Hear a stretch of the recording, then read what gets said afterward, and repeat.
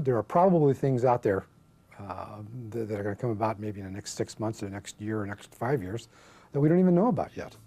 While preliminary investigations have made great strides over the past 2 decades, there is much more yet to come.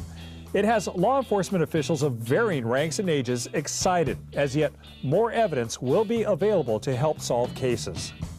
It almost makes my head spin to think how we are going to investigate crime scenes in the future. It's going to be astounding, astounding. That's why I actually, even though I've retired, I maintain a friendship with the crime lab because I lecture. And I'll go visit to find out what their newest advances are in fingerprinting, DNA. DNA is easy because that's in the news all the time. But there are sidelights that really are coming into the horizon.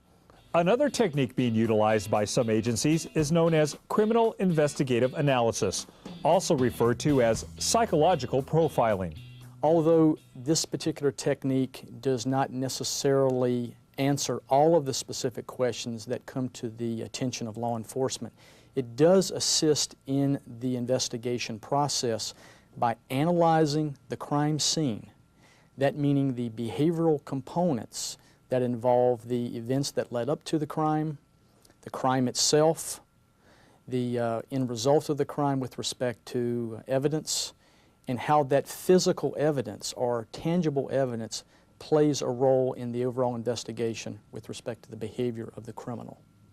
Psychological profiling is not meant to replace traditional law enforcement investigations, but it does serve some agencies as a contemporary means of assisting officers gathering evidence and investigating crimes.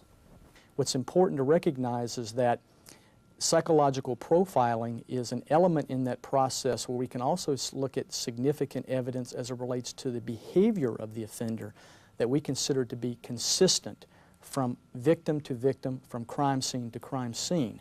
All in all, preliminary criminal investigations require a thorough, well-documented overview of the crime scene.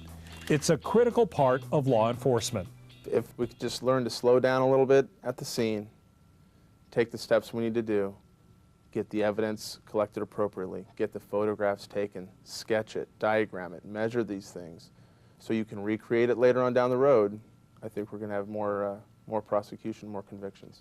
As long as you can defend what you did out there and explain to the jury what you did in very common, easy terms so that they understand, it doesn't matter how much the defense tries to challenge you. If they do, it only makes them look bad.